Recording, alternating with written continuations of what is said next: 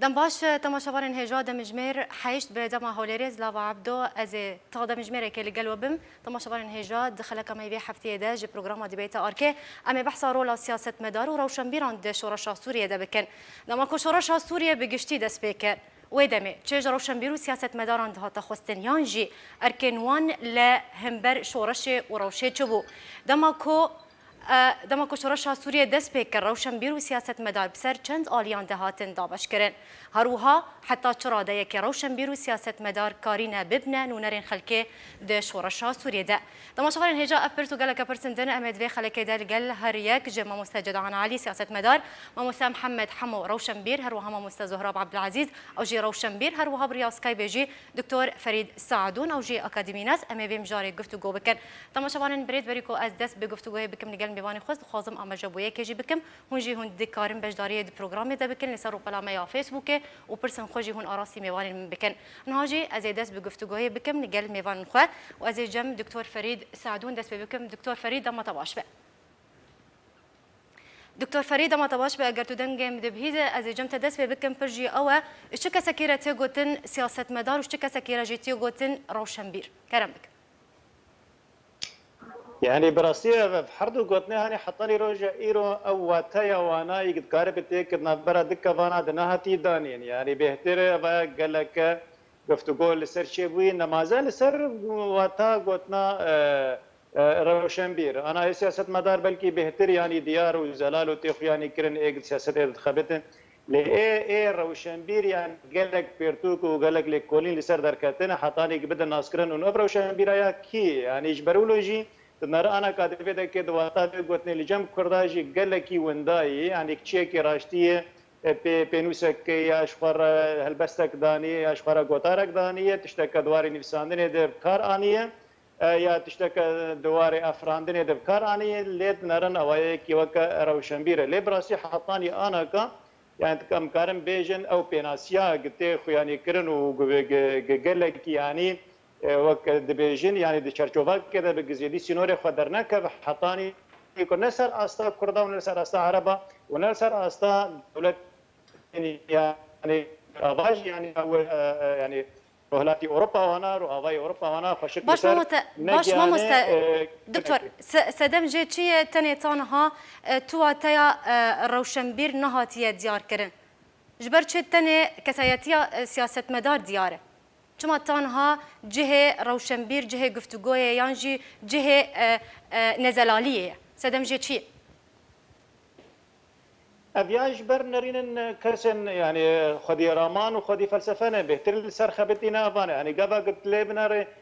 حر يعني يكي خدي فلسفات بيا خدي رامانك بتش تشومسكي بتش يعني ميشيل فوكو بي يا جرامشي بي يا جورج باندا يعني قال لك لسر خبتنا وقال لك اجي يعني او قلنا هاني خشك يعني وقت تنسر زمان يا قبل لك كورينا لسر افاد كان حريك نرينا ويناش قرجي كيفش انيش كيف ليد نرن وكيد اللي مرج بتقولوا ابنا تركيا برا جوازيات نبرا واتيا روشنبير الجنفا فلاسفه هذه دركتن يعني انطونيو جرامشي ليدنا انه كسر روشنبير يعني حركه روشنبير لو كسر روشنبير ايج كارب بجواكا خذ جريداي بخباده كدبر جواكا خذ كارب بك يعني وانا رينا بهتر جريداي بخبات ادبر جواكا دبر روشنبير دبر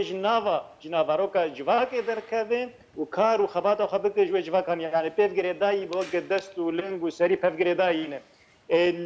نارينا التوسير نوكا وانا بيتر مسيا جورج لوكاش وانا لد نرجع عليه سوسيولوجي يعني عليه جريداي يعني شلو كاربن جريد النافرا سوسيولوجيا ده ونافا ماركسيه دي يعني فيكي بهتر يعني رماني مناج عليه تشبب يعني يساري بن ماركسي بن حطاني قلبنا افيرا وشنبيدكي بيشكتي يكي وقت دوار سعيد نرينا كدلنا شخوا دوار سعيد بهتر دوار انه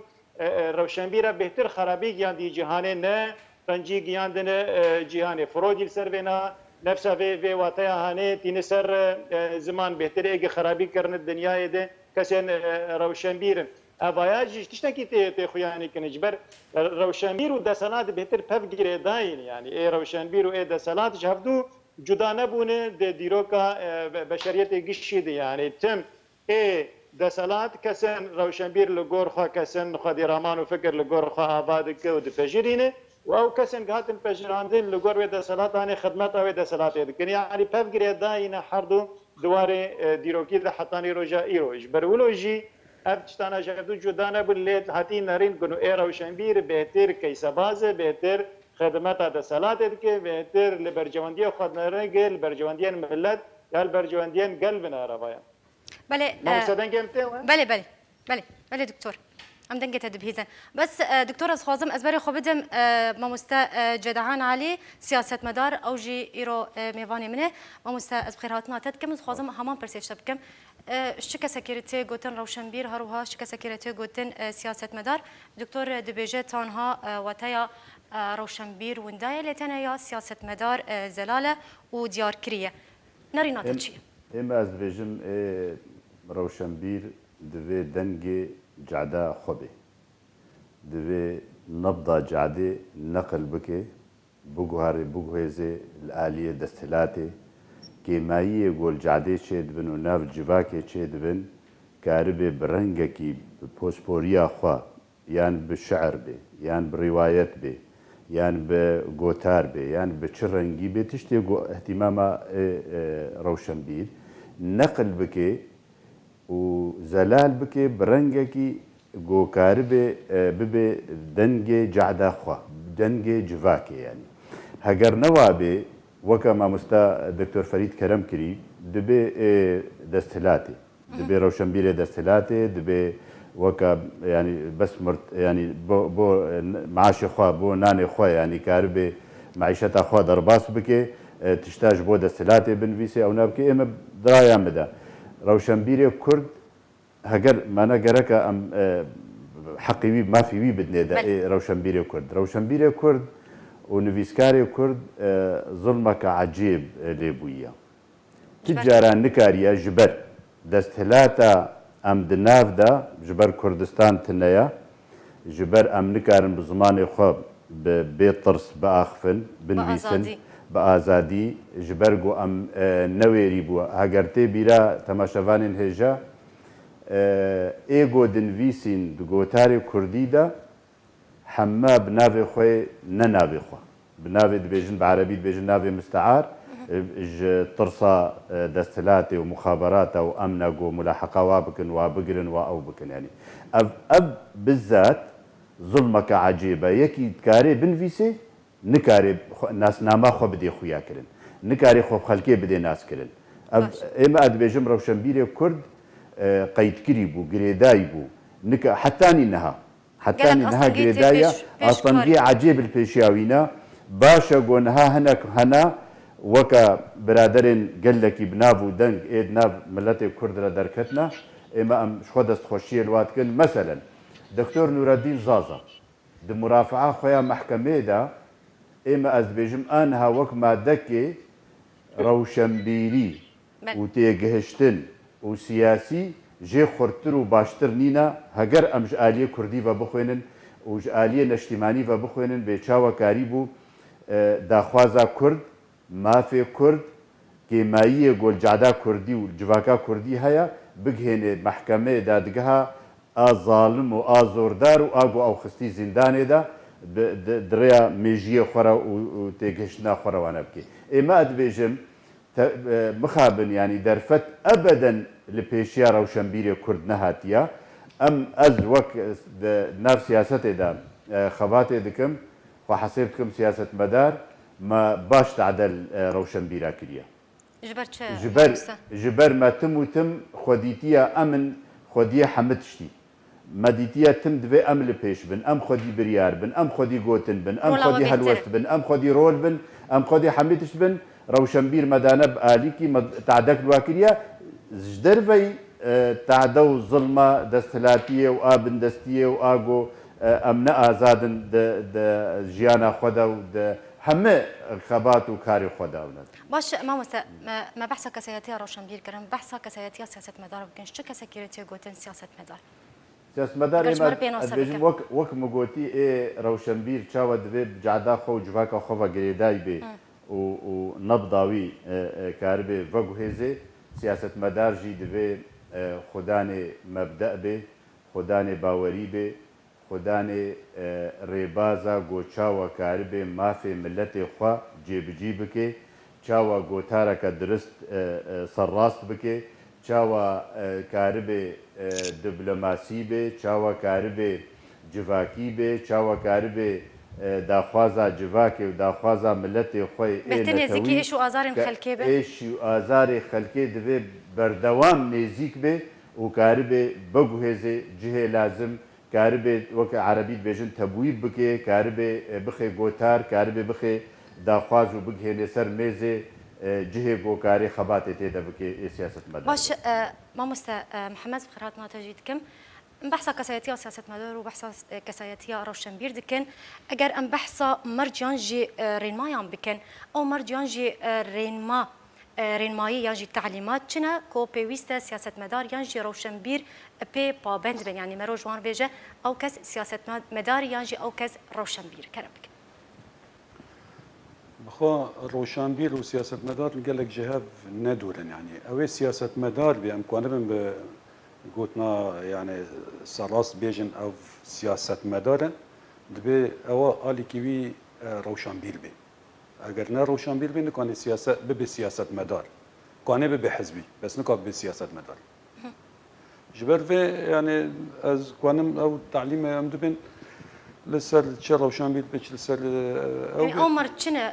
مامۆستا گەر بێتتر بەحسا وان مەرجا بک ینی مەرج چ پێویستە سیاسەتمەدار یان ژی ڕەوشەنبیر پێ پابند بن تاکو مەرۆژ وی کەسیر بێژی تو سیاسەتمەدار یان ژی تو ڕەوشەنبیر هەلبەت divê چەند مەرج تێدا دابین ببن کەسایەتی هاویت هەبن بله مرج روشنبیر دایه پیدا ببین که ام بین اول روشنبیر اوی کان به تأثیر اوی لسر شارعی همی لسر جاده همی بله لسر ملت خواه همی اوی کان به مثلا شورشا فرانسی دا وقتا ولتیر و جان جاک و اوانا کانین تأثیر اوان لسر شارعی همی شارعی فرانسی بلواندانا وقتا شورشا فرانسی رول کی گلک مزن همی روشنبیرین فرانسی لواندن ج سیاسیا بهتر روشنبیر به رول شورش رابون جبر و یعنی هر شورش که دایی رو شورش سوری داد در نکت یک شناوی دیار بو اوا سیاست مدار تأثیر آوی همی بله زنا دوی خودی باندور به دبی خودی باندور بن چه سیاست مدار به چه روشنبیر به که اما کی شخصیت کنه در خن چه سیاست مدار رول کی وی گلک مزن هبه کان به یعنی وقت بندور اوی لسر شارعی هبه جاده هبه در نکتن وانا جناف سیاست مدارن ما یعنی ناف روشن بیرن ما چونکه ما تمی تکل کری ناف برا روشن بیر و سیاست مدار مشهف در نکری اوا روشن بیر یعنی اوا سیاست مداره بله بهتر بلا بویا سیاست مدار و روشن بیرش هف جودان دوری هفدون دو کسایتی برش هف جودان لا حتى أنا مثلا د ما جدعان تشتك باش قلت مثلا ام بندست عند ناف دولتين داگر کردانه رول ندانه روشنبیر را نهشتن روشنبیر مسئله هلدن یا در کردن روشنبیر ل پارتیان مجی بخوا نهشتن روشنبیر سر خواهدن و شخصیات کسایتی که روشنبیری یا درست ببید ناف مدان مثال جهانی نوردین زازا جبر مثلا پر مهم هي ده مثلا نوردین زازا ده وقتاش حزب تفصل کردن پرسیار دکن و چی ما یعنی کسی که وقت نوردین زازا ویل که به ام ببینن حیانی ام وی چی ما حزب فصل دکن دبی والله او جمرنا به چی ما دبی چی ما جمرنا به او انسانی که زانای و مثقف و فلان فلان روشنبیر دبی آتش خواهد تا قلت روشنبیر او روشن یعنی ثقافتوی گلک بلنده ام ناگن استایوی جمرات چینا به او و یعنی و هيا ده ناف بارتي نظام از خازم خير هاتنا ما مست زهرة عبد العزيز بكم دما تواش خازنا رينا تجي از بزان بصبارتي فيك از خازنا اسمي بكم دنافي روشن بير ده يعني ايه از دبينم كس چينا بنافي روشن بير بيسر هجر ايشا ملتي اخوه نبوهيزه بو دسهلات وهجر رولاوي وباندوراوي لسر ملت تنبه امز دبينم كسي روشن بير او كسي كاربه بريارة عادة سلاتي بجهر رأي قشتي شرعي بجهر وشاغيز كارم ما في بكم روشنبير از ببینیم ناوی روشنبیر ناوێکی گران یعنی و بلکی دناو کردا گشی دیجی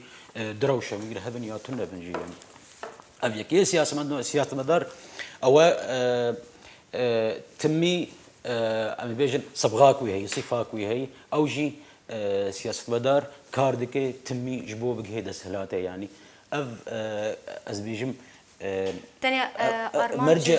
مرجع يكم قو بقى دستهلاته چه حزب سياسي تون الدنيا قنا ارمان جاوي بقى دستهلاته جاك بيكر وزير بود الجم لويس السادس عشر ثوره فرنسيه او فصل كرن كما روشنبير بو بس كاري سياسي تكر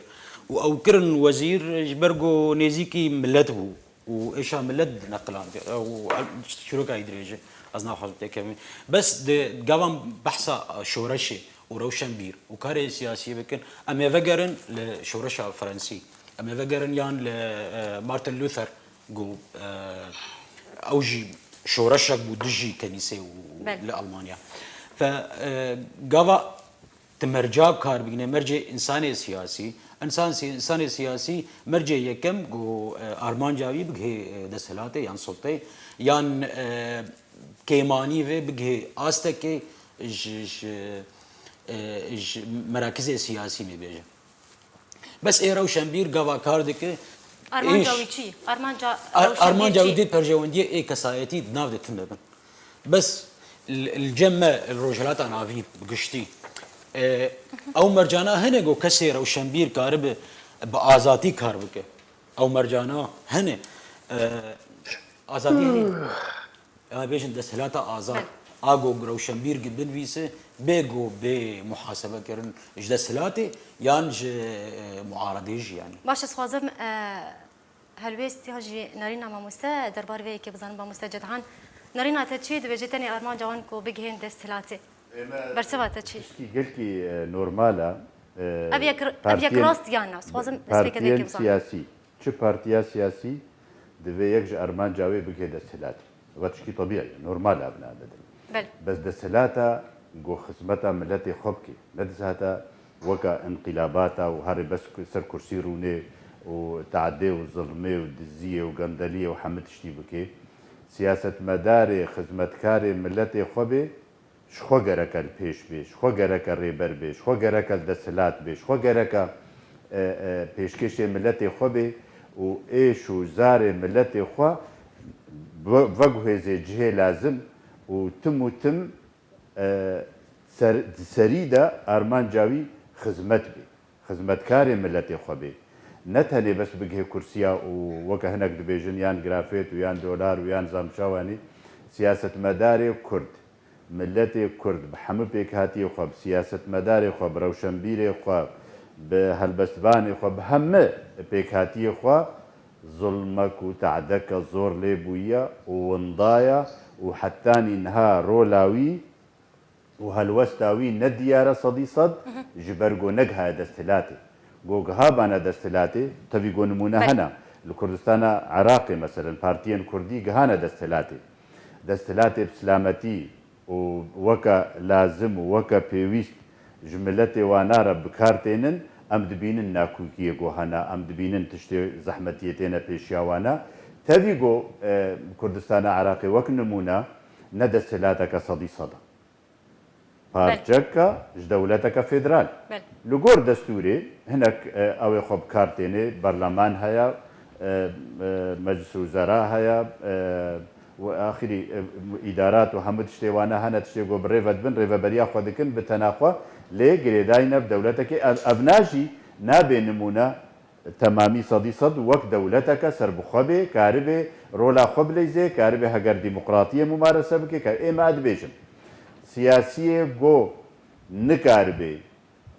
نكاربي إيشا ملتي خوا تعبير بكي برنجكي سلمي بجهن جهة لازم از نكارمينا بالبيسم دناف سياسة مدارات بله اما انها بحثا رولا روشنبير وسياسة مدارن دي شورشا دسبيكرنا شورشا سوريا بكن دكتور از بقرم جمتا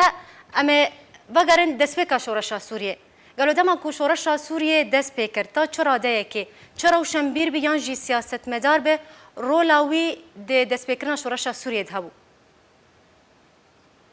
و او رول باش دکتور کرم بک انا چه شورش دست پیکر یا چه جواب يعني دست بگرتنه بکن اوایا بنگاه کی بینای روشنگیری بنگاه کی بینای شاندی بنگاه کی بینای زانستی يعني تی آمده کرن قناغن دودریج يعني اف قناغانی گاف بگاف گرتنه چوچ چید کن ده مجیده ده رمانان ده دوار زانستی ده دوار روشنبیری ده حتی نگل سر هفدو کم دبی دیگه قناغه که اجاش نفره وك يعني رمانك وك نارينك نو وك الوستك تي بجراندن او هاني اگد هيله جواك آمده جوهرتنك برفرهر جوهرتنك منظر جمنا بليدكن ابو قرطاني بيناوي شورشي وايا دهندر سوري دي يعني تشتي بو بهتر گردای بدسلات يعني كسن روشنبير بهتر گردای بون بدسلات ام گزانم به سوریجی 1905 وبرده بكات چه آستده کات چه يعني پرورده ده کات بندست چه دسالات ده چه فکر و رمانه و دسالات هنه چه بو ایدئولوژیا پارتیا گبو دسالات چه بو يعني بنا کشا کارن لبر خدینن خلق کدی کرن يعني حتى كسي روشنبير هات كدي كرن وش برولوجي مديد كسي روشنبير هابوم دندر سوريا دي بهتر هاتمن كدي كرن بردس بيت صلاه هانج برولوجي جيرابون آلاف و جهربون دستك جي بهتر خدمتها وينا وكن نه خدمتها جفاك خو خدمتها ملتي خو بكن تاسن هابون دخسن جي زانستيك راست و درست درك جفاك او كساناجي بزور خباتا خد كرن يعني يا بزور نفساندني خد كرن پرتوكي وانا قدغبون رمان وانا قدغبون زمان وانا قدغبون وانا ندشتن كارمن بند زاني نگاهام ده يا ده دزگهن دولتی بلنده ندشتن گنیزیکای الوده که بکرن اف کساناجی خودیتن بندست او رولا مازن نکاریبون دندر جواکا خود بخوشک پیرابن يعني خوشک راجن باري خب سبب به دسالات هاني بهتر خلق يعني ندشتن خلق دندر وقت بيجي يعني بچك آزادی کاری خو بکن ایگ افکاراجی کر هاتن آبتن زندانه یا نچار دمان قدر كفن در وکار خو من وقت نمونه يعني سليم بركات کی وقت کردکی بنابو دنگ يعني روشنبیره کی مازن نکاری بود دندر سوری دی کاری هانه بکن نکاری بود چروک که دین دندر سوری دیش برای خانه چاردی گشوده که برا و واقعش بردست دسالات بو درابیا جبرولوجي وقت قضا كان بيجن انه ولا الرمانك يا فكرك جبيش ورش راني راهات نفساندن يا هاتا اواكرن جبوك دس بيبك افقد ما بتشكي جرام بجبر او كسن روشنبيرين مازن جيره خابتين نكاريبون بخابتن بوي سربستيا هاني جبوك بيجن استاق شورش دس بيبك جبرولوجي صدم دست پیکرنا شورش سوری گریدای بو بهاویر دور ما وی یعنی بهتر گریدای بو بدرفتن که بهاویر دور سوریه دی چیه بند نه دكتور يعني بس تاني رولا دكتور ابو بورا يعني بس تاني رولا روشنبيران لاواز بو زعيف بو دست پیکرنا شورش سویدیان جی سیاست مدار اف هر دو پپ گریداین شو هم خوشک سر بینا نه آخرین ای سیاست مدار ج کراسی كراسة چاندو هنري در كذي يعني بهتر نه بله ما مصدق هي بله كرمك دنك هي يعني ايه سياسة مدار ما مستر محمد حماج البجم لسر بنا اخذ يعني ايه سياسة مدار جرك كراسة روشنبير در كذا اما اللي جمل دندر سوريا ده يعني نبجم كردات ثاني براستي دندر سوريا ده ليه هات نارين انه ابيا بهتر کسی سیاست مدار ایرو شنبیر جهردو جدایی و پشتی ابی سیاست مدار قد بره خستنی یعنی قدر فتك جير برد به بخدي دراف به و روشاینای آبوری باش به بهتر ایرو شنبیر دکی خدمت اخد عین وقت جمل دسالات ناری انو چلو روشنبیر دکی خدمت اخد دکی آلافش خارجی ربار خستنی هانه جد خواست روشنبیر اش خور بکن دستکو کاری خبانا بکن جبرولوجي يعني افنرين انا قال لك شاشه چنابه اي سياسه مدار دسالات بالسر اي روشنبير گرك اي سياسه مدار كراسه چاند هنر و روشنبيريه در كفن يعني حد گرك هف گرێدایی بن نەدووری هەردوو بن بەرولۆژی ڕەوشە ئەvê سیاستمەدار بخواژی لاواز بوو دەندرێ سووریێدە ji ber yek ji sedemên wê nû nexwedî fikr û remanekî berfireh bû nexwedî zanistiyeke berfireh bû heta nexwendî yanî divê duwarê zanistiya siyasî bi xwe de jî yanî ne bispor bû Ewaya wek tiştekî nû xwedî tu neçar dindirê vê civak hane vê bi karekî rabê bêtir bi karekî rêxistinî radû yanî bi karekî hizbî radû bêtir bi karekî siyasî rabe ji xwe nemaze li cem ereba rêxistin gelekî lawaz bûn û tu nemikarin bêjî yanî yan rêxistinekî hebûn bi Cebel Wetaniyê hebûn yanî heval bendên rejîmê bûn û yan êgê dijî wana kar dikirin û xeba dikirin ji xwe wana jî qedexa bû nikarîbin tu karê xwe vir dibikirine ji berwilo jî derfet ve nebû bû karekî siyasî dindirê Sûrî di va 5 salên dawiyê dib sebebê vê deselathanê bêhtir êgî pêşketî bûn êgî rêxistinê wana li pêş bûn partiya wana li pêş bûn ewana Kurd bûn yanî Kurda karî bû divê yani ev qonaxa zulm û zorî û tade li serê wana hat dibin wê zulm û zoriya hane de karî bûn bêhtir rêxistinê xwe bidin pêş hetanî duwarê rewşenbîrî de jî yanî yani çi qendî ketibû bin biryanên qedexekirinê de çi zimanê wan nabe çi çanda wan nabe heta civaka wana jî hatibû qedexekirin heta cûlûbergê wana hatibû qedexekirin lê Kurda karî bû tiştekî ji xwe ava bikin birastiyan mero karî gelek nava bêjî êgê duwarê rewşenbîriyê dixebitîn yanî ji cegelxwîn hetanî tîreş hetanî kele hetanî îro digê ev helbestvan û çîrokvan û nivîskarên Kurda êgê anaka birengekî modernalîstin dixebitin û nivîsînin yanî baş Kurd ji xwe dixebitîn girêdaneke baş di navbera احزابê wana din dê vervexistinê wana û rewşenbîrê wana de bû nemege xelk lê narin anaka yanî cudabûneke berfireh di navbera kesê rewşenbîr û navbera Partiya Kurda de çêbûyê gerek ev nerînaya newlo bi ji ber em pêzan baş kesên Kurdên rewşenbîr di hindirê van rêxistina de karê xwe dikirin û radiştin barê xwe radiştin erkê xwe dindirê civaka Kurdî de jî û dindirê warê tevgera Kurdî siyasî yani ew yekê wateye û bi erkê xwe ne rewşenbîr û ne jî siyasetmedar bi erkê xwe ranebûn li hember şoreşê û rewşê bigiştî ez xwazim nerîna Mamoste Cedahan jî derbarê vê yekê bizanibim bersiva te ji nerîna wî re em ez dibêjim milletê bindest ti cara jiyana we ji hev cuda nabe yanî ê cotiyarî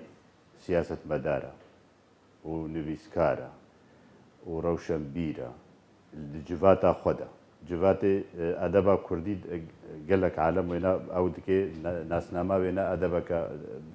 devoke şefahiye yanî civata Kurdî zengîn e bi ê nexwenda ê goça we zanin civatê birêve bibin û zengîn bikin û wensa waçê bikin berî va pêşketinê mezin ê televîzyon û internet û tiştê logo peyda bûne halê hazir êm dibêjim rewşa siyasî û rewşa civakî bi heva girêdayê sedî sed û a rewşenbîr jî temamen yani nerîna te li gorî nerîna doktor rola rewşenbîr û siyasetmedar di destpêkirina şoreşa Sûriyê de hebû yana pirs ev êm ez dibêjim ti cara ti şoreş û ti tevger û ti lebat bê siyasetmedar û rewşenbîra gav neavêt rola wan bi çi rengî bû Mamoste destpêkirina şoreşa Sûriyê de genc û xort û lebata cadê girêday bû bi malbat û bi kes û bi rêxistinê siyasî ve êgo hebûn li cada Kurdî de heger ne tevgera siyasî bana qenaeta min de teban edîse dibêjim ji ber zulm û zor û teada û bindestiyê û hetanî niha jî em negihane mafê xwe ji ber wêne civaka Kurdî bi tevayî متعدد المواهب وەکە بعربی dibêjin bi hemû tiştî ihtimâmat dikirin yani siyasiyê Kurd mecbûr bû ê hizbî û ê kadir diva bû binivîsê cerîda partiya xwe çê bike yanî ew nivîskar edîsan hevêna dobare dikim zilmeke zor lê dibû nikarî bû bi navê xwe binivîsê ji tirsê muxaberata ji ber govê ketiba zîndana de û girtibana ew bilê hatibana êm dibêjim hetanî niha tişta got hatî parastin saxlemiya insanê Kurd bi qediya wî ve girêdana wî bi qediyê ve bi rengekî saxlemî وەک مامۆستا دکتۆر فەرید سعدون گوت مەسەلەن جەگەرخوین بله جەگەرخوین هەلبەستوان بوو بله بەس ئەندامێکی قیادی بوو پارتیا خۆ دەژی و بەری پارتیە کوردیژی ئەندام بوو پارتیا شوعی يعني دەژی. بريكو بري او قول ببي كس روشن. سياسة مدار دبي روشن سیاستمەدارژی بوو و ڕەوشەمبیرژی بوو و حتانی مرژی بەرهەمێ وینا ئێگۆل جادا کوردی و ئانها بکارتێ دە مەکتەبا کوردیدا زەنگین کردنە گەلەکی ڕۆل و ئەوە کوردی ینی مەشاعر و ئیرادا کوردی و خورتبوو ناوێنە هەمش دوووانایە وا کەسێ گۆ کارکردە دبەر دقەدیا خۆدە و ناو پارتیەن کوردیدا هەم ڕەوشەمبیرن هەم سیاستمەدارن هەم هەممە کارێوانە وەکە کەرم کردی دکتۆر فەرید ڕەوشە ئابووری تشتێکی گەلێکی مەزن تعدە کریە لە ژیانە کوردی لە ژیانە خەڵکی کوردی هەم سیاسی هەم دەمامە گەلێک تنێ ببرز خفتنی تە ببرە مش بەرکۆ ئەسوازم نەرینێ مامۆستا محەممەد جی هەروها مامۆستا زۆهرا بژی بزانێ بم مامۆستا مە بەحسا دەستپێکردنە شۆڕەشە سووریە و ڕۆڵە ڕۆشنبیر و سیاسەتمەداران دە دەستپێکردنە شۆڕەشە سووریت کرد ئەگەر ئەم بەحسا شۆڕەشە سووریە بگشتی بکەن دوێ دەمێدە چێژ ڕەوشەمبیر و سیاسەتمەداران هات خواستن بکەن یان ژی دوێ بچە ئەرکی ڕەبووبانە لە هەمبەر شۆڕەشێ و ڕەوشێ بگشتی گۆری دەڕێنەتە کەرم بکەن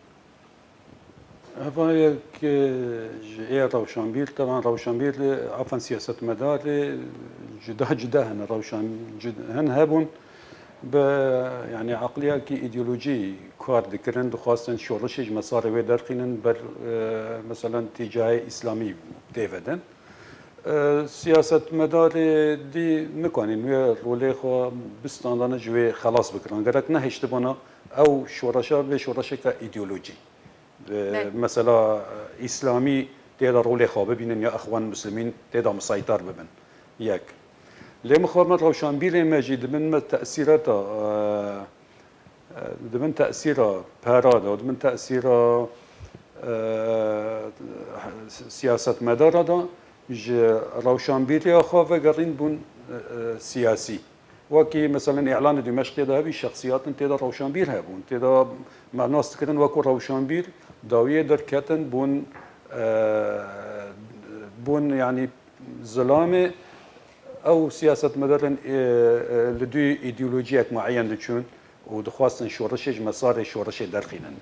بله او نجي چون روشنبير يعني حتى يعني سر قلت يعني بأركي خرابون برامبر شورشي وروشي بقشتي انا روشنبير چه روشنبير بيجي سياسه مدار بالقرينه نا بأركي خوي تمامي لا نبون انا امنزو مامس جدعان حاضر هون لمؤتمر كونغراياكي يا معارضة سوريا لأنطاليا ده كونغراياكي ده يعني ديار بو أفان نا شورشينا يعني بله ديار نا بريوانا برشو يعني وقتا أم دخازن جي شورشة كي بكن لسر بارتيا كي نجات پرست بارتيا باس كو دوزانة توا عربي دكي ودخوازي حمو خلقي سوري بكي بعرب درکتن ایل هم بروانا که دخوازن شورش که بکن دخوازن یعنی شورشک نجات پرست یعنی وک هم اسلامی هم عروبی دزانه یعنی جبره نجات پرست بی عروبی بو تنه بو بس وان خواستن بکن عروبی هم جی بکن اسلامی بکاته دنجی ناف مدهنه ازیدی هنه علاوی هنه دروزی هنه وان دخص سوريا يعني شريعتها اسلامي فرض بكن كان دستورها سوري لسر شريعتها اسلامي دينا بله باش مامۆستا زهرا بەزێوەرم جەمتە دەماکۆ هەر وڵاتێکی چ وڵاتە بکۆ جەنگ لێدەست پێ دیکە چێ دبە چ خەڵک بن چ دەستگیان ڕاگەاندنێ بە چ سیاسەتمەدار بن چ ڕەوشەمبیر بن لەسەر چەند ئالیە ناکۆدار تێنەدا باشکردن ئەگەر ئەم بەحسا شۆڕەشە سووریە بکەن دەماکۆ دەست پێ کرد و تانهاژی هەلبەت سیاسەتمەدار و ڕەوشەمبیرژی سەر چەند ئالیە ناکۆداردا هاتن دابشکردن از حاضر بيجن شورشها سوري يعني سدمن دابشكرن يتشن الجورين رينات دافا دسبيكر نأوزيونا سوري ونجي كردي حازب ونجبو في جهرتنا هان جبروا لو جافا او حركتشي الدرعه والشامي دسبيكر حر آلكي سياسي خص ويكاري يعني استفادة جي بك قازان جاكي جي بستينه اجبروا له مدي حر آليك اوبوزيسيوني وحتى جلو شمبيراجي او شورشا هاني يعني او لفاندنا هاني او حركه هاني كر خدمتها خده او محاولات هبون تك خدمتها خده سر كرد وقت بارتيا ابدا نحاضر بون جبو في جوهرتيني وجبو في حركه هاني يا في شورشا هاني النظام هنا بكنش تالي انا دسبيكت شورش بو اوبوزيسيونا سوري جي نحاضر بو وبروجايتنا بو مشروعيتنا بو جبو في شورشي اجبروا له حريكي متاجره بيكر لغور برجوندي اخو لغور نرينا اخو لغور مصلحه اخو لغور خوستك اخو اجبر له يعني شورشا سوري بو دابش بو هات برشاكرين حر برشاك جوبسيوني بو السر اليكي في هناك السر السعوديه محسوبون هناك السر قطر هناك السر تركي الى اخره سر روسيا سر ايدن يعني اف اجبرجو سياسي مزباري ما زندا بيجم سر سياسيا جو نحاضر بو جبو تشتكي ولو سوري تشب جو دسبيكاوي ج روشكي بج رامانكي بج فكرك ثوري به فكره ثوري تاتون ابو حركات شعبوي بو مخابن يعني كسي احزاب سياسي بحصه سوريتكم محاولات هبون بابجن بالي خودج بو قازانجكي جي بكن روشنبير راست كاري سياسي كي يعني تشكاري بكتنان بخو او نان كاري سياسي يعني بس روشنبير دعواوي ودخازاوي جوهرتني دخازاوي ندس هلاته فرق روشنبير وسياسي افد خاز ما جگر خوين كوا كاري سياسي كرت خص درياوي كاري جوهرتني كي شيك ندخص درياوي كاري بب سكرتيري حزبك يا يعني بب وزيرك يعني بب اندامك برلمان تبقوا نغلط شيء يعني وخشتري او غاوا جو كسك روشنبير بو كاري سياسي بك باري ملتي خبا بسر ملي اخوه نبب بارك سر ملتي اخوه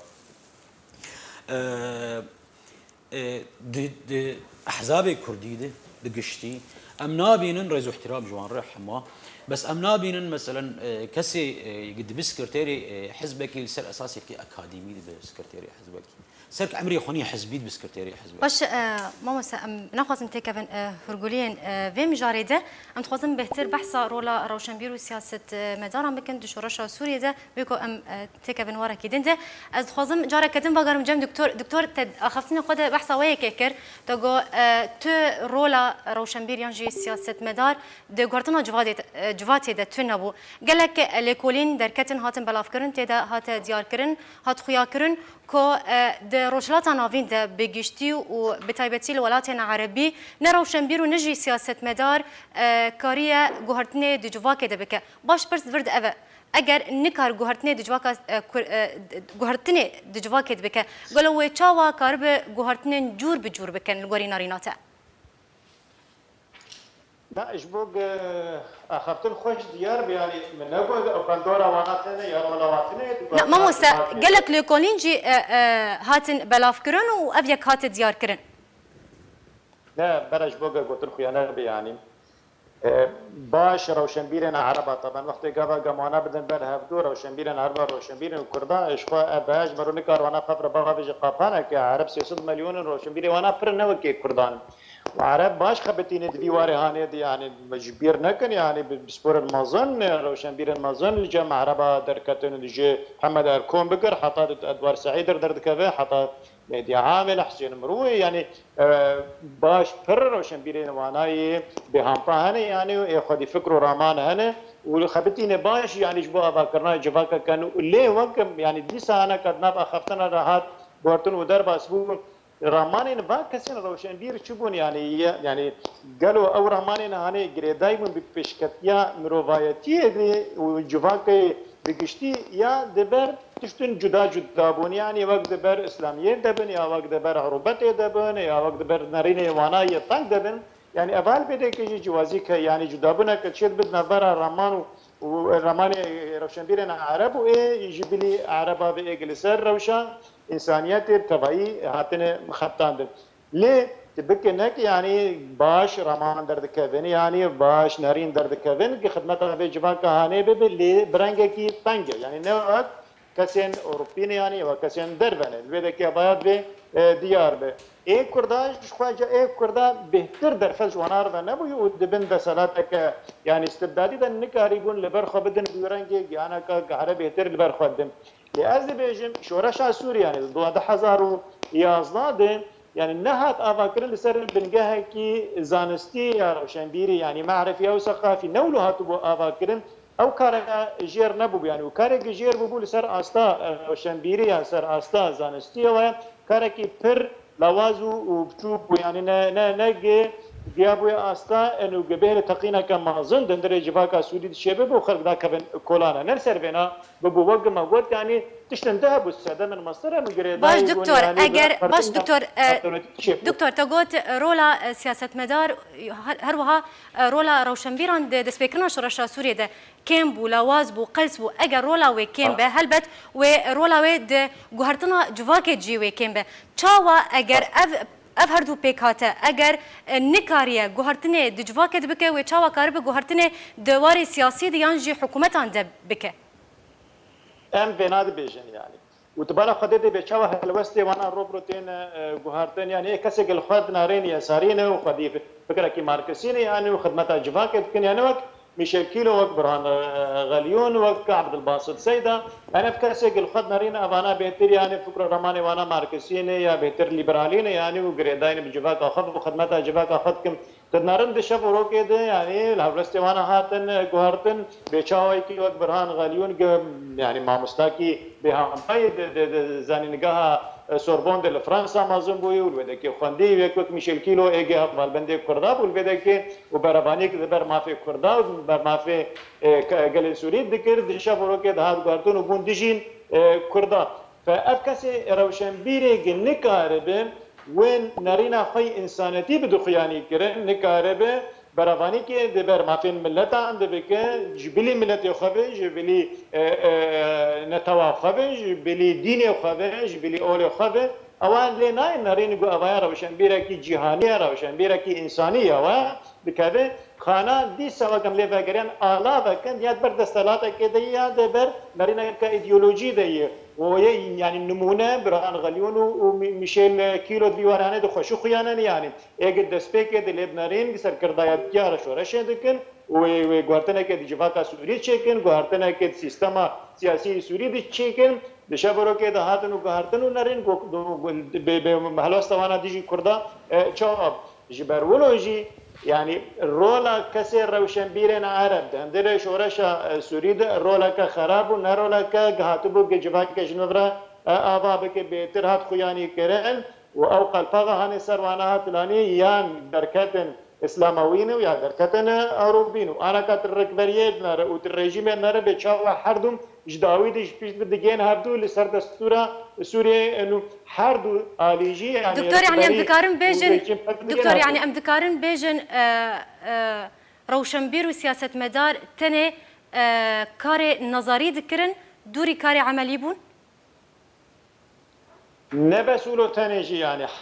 فكروا رماني خدي يعني دنارين خوي نظري ديجي وانا درول قدرن الملتا ذكرن تشتي قد قوتن وقت قد كت واري براتيك يعني لو گچالاك بدن دري جواكه ده منارين نارين وانا جدانج كاري وانا دندره به شورشا سوريا ده بهتر هاتن گردان بي ميليشياتا بهتر هاتن گردان بواره شهر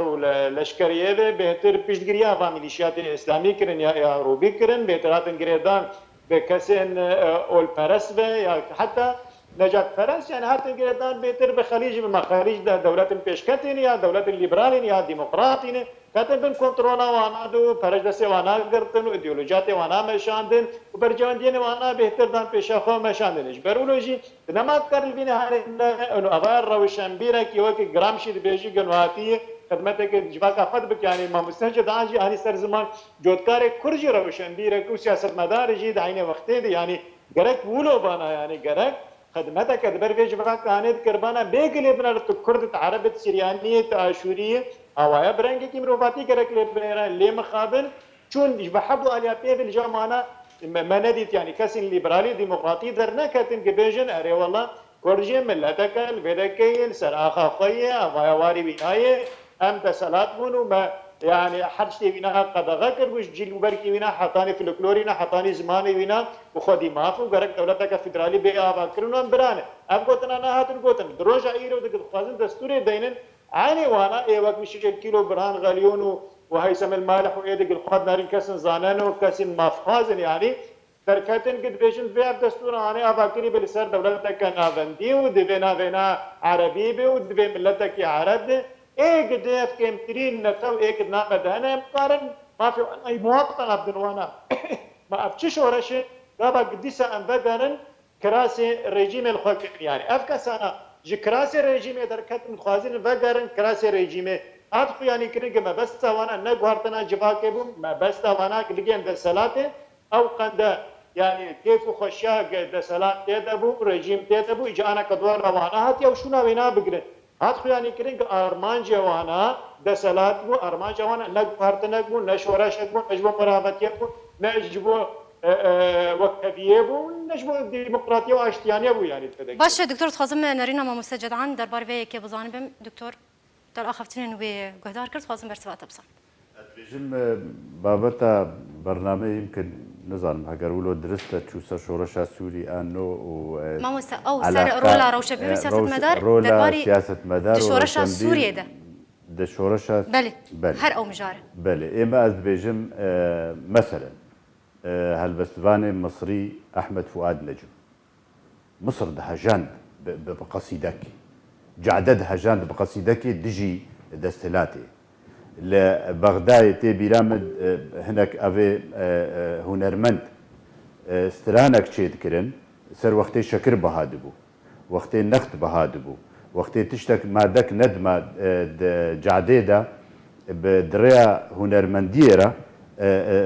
انظار تاني نسر ورحني تامن نسر اوكي اما ام الكيجا مثقفي دقرن الكيجا روشنبيري دقرن الكيجا سياسي دقرن مشكل يعني كي شك ما قال لك ما ظنوا بردوام هيا ملتك بندست ام نكارن خو مقارنه بكن بملته دستلات وخدي دولته وخدي بايتخت وخدي جيش وخدي سروك وخدي او اما تم تشتي ما تشكستني دنا سياسيه مشكستيه روشنبيري مشكستيه كسايتيه مشكستيه حتى انها دولتين دنياي ايجو اريكاريا دولتها دكن بريفا دبن بجرد بجن مجتمع مدني جواكا سيفيل جواكا سيفيل بحمد بيك هاتي اخويا يعني جواكا سيفيل ناف كرداده محدومه تنه جواكا سيفيل انها بشتي شورشا سوري بخيرا في شورشا سوري اجو جامير قبول ناكن ابي بكنا شورش او جي حقيوايا الجور خواندنه يعني شورشا سوري لسر بشتا فقيره وجعدي وكسي برشي وكسي مظلوم وكسي تكتنا زندانا دا بيسوجو سبب وكسي محروم بوش خوندني كسي محروم بش بكبنا نفسه باي سوري دا كسي واتي ترولا سياسة مدارة تروشا روشنبيران شورشة دتنبو يعني تسري كاري وان نظري بو موسى سياسة مدار وروشنبير حتى في دقانها امتيدا اگو ام دبینن دشکستن شو گوهرتن دجواکت کردن نه ندجواکه دجواکه ده نکارن گوهرتنی چیکن رکبریا گو دستلات را دکن و زحمتیه گو شورشا سوری تیرا درباس بو ام از نخود شورشا سوری محتاری گو انها برافانیت برده بکن بس زحمتیه گو درباس بون مؤامرات دولي و اقلیمی و دولتين دستوردان تيدا كرن و هر يكي بونا خدي رولك و مناطق نفوذ سوريا دا شي بون شخوا ودورة روشنبيرة ودورة سياسة رولا سياسة مدارة ونضاب به نها ناف ريفابريا ناف دولتي دا وجارة سريا بتشرنجي روشا سوري بر بتشد شيء دورة ورولا سركا روشنبير وسياسة مدارة نا جاميري جو رحي خدان تبرفانية دبر خد بك ما مسد بيجي دكتور بيجي ترولوان دو جوهرتنا جواكي تنبو هل بدماكو ترولوان دو جوهرتنا جواكي تنبو نكارن ت جوهرتنا دو دواري سياسي جيبك يانجي دواري حكومات انجيد بكن لا يعني كان يوتشكي هون وكو سياسة مدار الشورش كرمت الشورش ده دمك مؤقتة قناغة كفاقو هستني يعني بل حتى نيجو بجهنا جارة سريع ما نشورش تشيد بيش بوجو في وضع هاي بوجهاري بل نتشي بويا بس بويا بلي نجهب دورة ودروش ما وشعارات او تشتاب بلند بكن وبس هرنا مالي خو فقرنا ولو كنولي انها اما ام بيجي شورش سوري بسر نكت بشتي حفظ صالة نهام صالة هشتادنا حتى انها ارمانجي خوبيك نانينا جبر هزار سدم هبو جبر امريكا دست بيكا متحده تمام بك اتحاد اوروبي لدركبه دوله عرب على دركبه وايران وحزب الله وروسيا وكسك نما ودست وردان تندروي سوريا دنكن انا ايغو تخوازن سراست بكن حتى انها بتشاور ركبريه دستلاتي بكن دناف مجتمعي دولي ده آلية جارة سرية ده دي سر روشنبير وسياسة مداري نأو جاميري جعدي أديسة بيجم إيغو قرباني دانا وتضحيات دانا نيفي سوريا وإيران بو نيف ربك ملتي سوري كوجبر بو بصدي هزارة هاتنا كشتن بصدي هزارة زندانا دانا نها لا يحاول يستدر كفن إيغو بن أشكنجي ده جيانا خوش دست دانا أفحمه بسري ملتي كرد هاتية بسري ملتي سوري بتباي وكرد جيد نابدا كرد بيجا زحمتية قوكشاندنا جدربي ملتي سوري وعربة بتباي كيشاويا ناف مالي وكيشا ريفابريا قوشي بوي وحزبا بيادي هاتي بوي دستلات وزحمتية قول مدفري كردي چيبونا وده كونغري واي الطبقة قوشي بويا وبري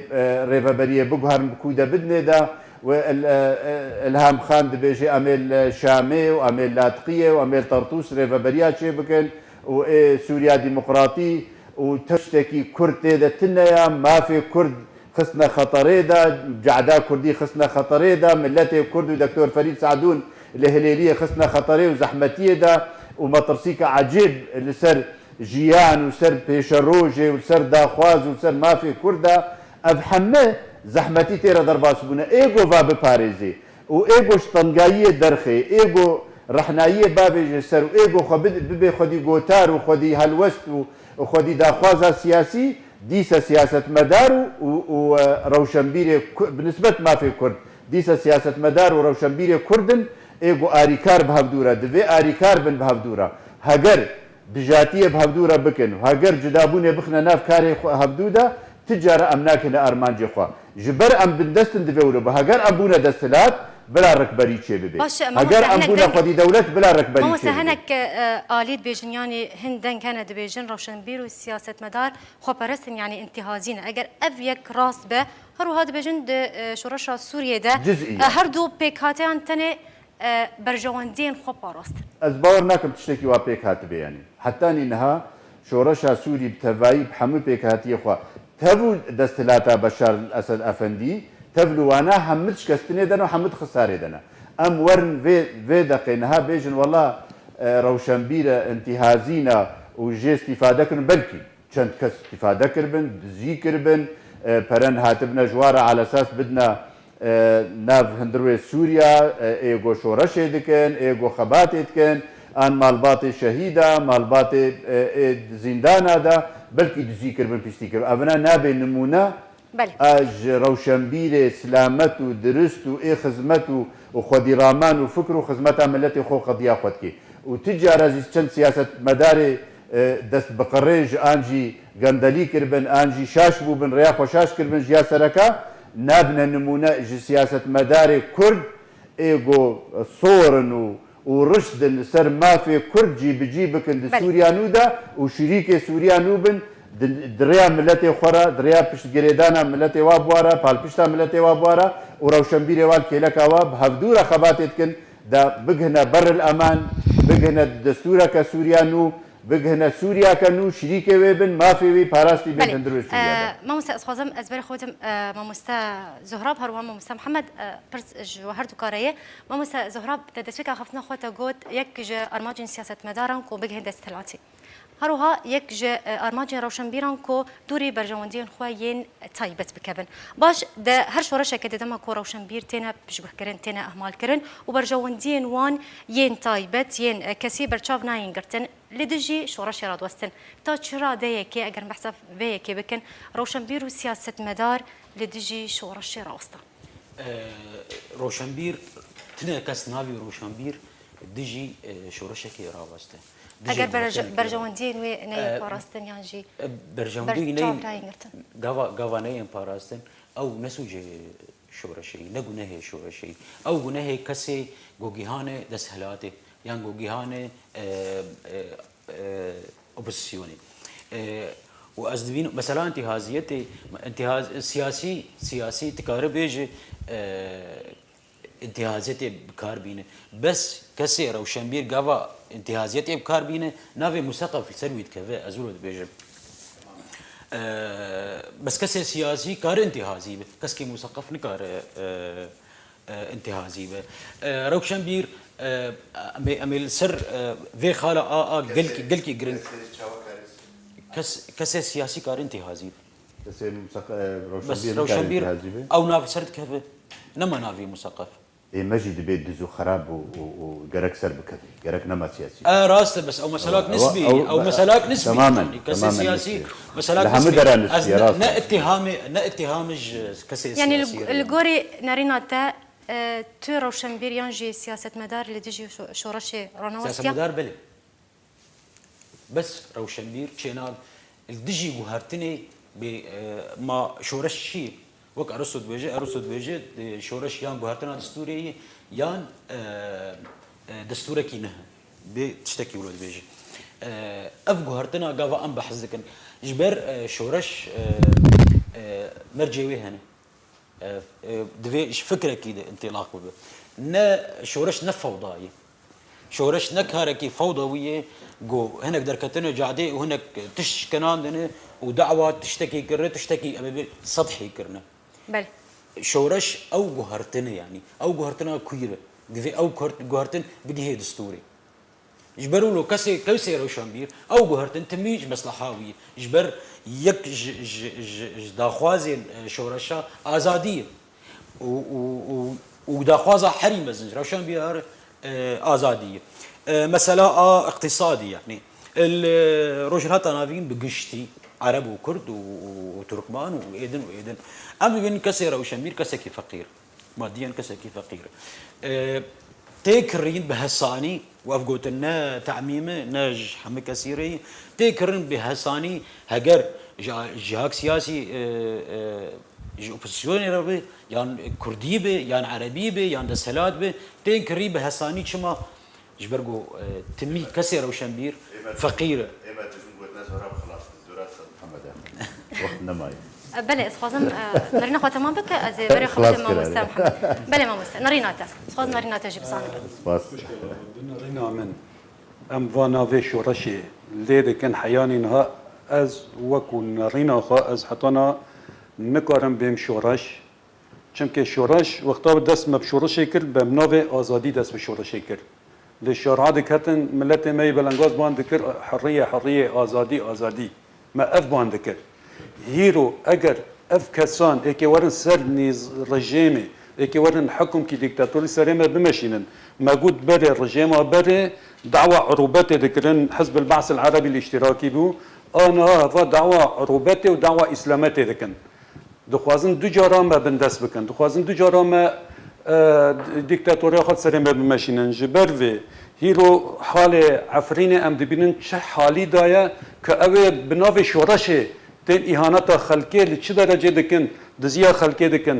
ویرانی مالا دکن ویرانی شارعا دکن ویرانی آثار دکن ویرانی دارستان دکن دارستان دسوتینن اسکه چاویم شورش اوا